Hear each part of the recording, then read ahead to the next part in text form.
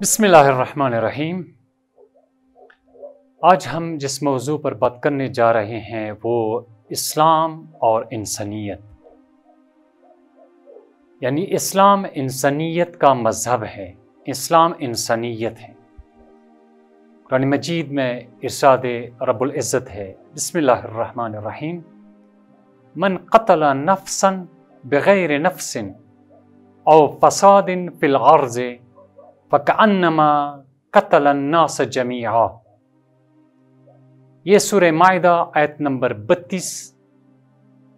جس نے ایک نفس کو قتل کیا بغیر کسی نفس کے بدلے، یعنی بغیر کسی قصاص کے،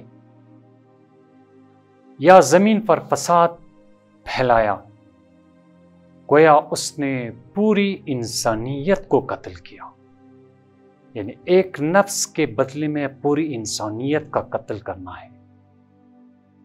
اسلام انسانیت کا مذہب ہے۔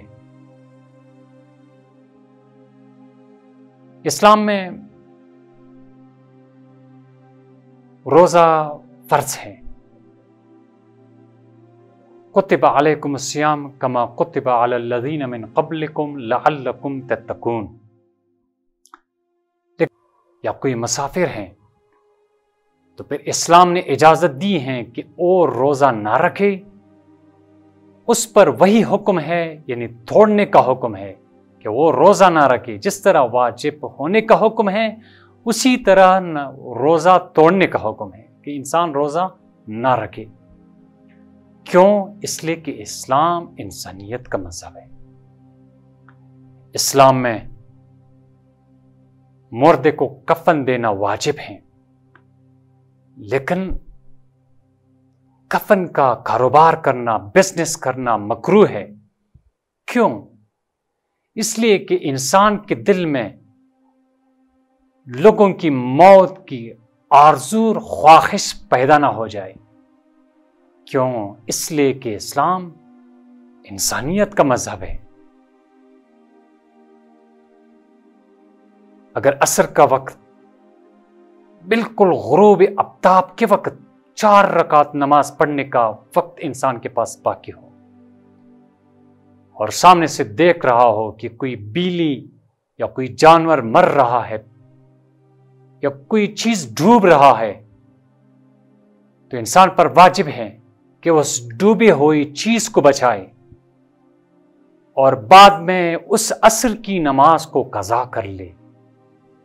کیوں؟ اس لیے کہ اسلام انسانیت کا مذہب ہے۔ اگر ایک انسان صحرا میں جا رہا ہو، اس کے پاس وضو کے لیے پانی نہ ہو، لیکن ایک ایسی مقام، ایک ایسی جگہ پر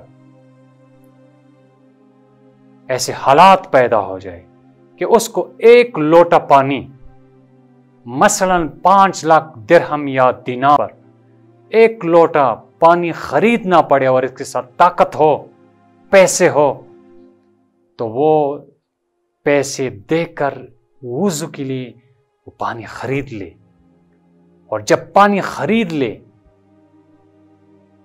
اور دیکھ رہا ہو کہ کوئی بیلی پیاس سے تڑپ رہی ہے، مر رہی ہے، یا کوئی جانور پیاس سے مر رہا ہو، تو اس پر واجب ہے کہ وہ پانی 1 لوٹا جو وضو کے لیے خریدا تھا اور اتنی قیمت پر خریدا تھا، اور اسلام نے وضو کے لیے اتنی اجازت دی تھی، تو اس پر واجب ہے کہ وہ پانی اس پیاسے جانور کو دے اور خود تیمم سے وضو کر لے۔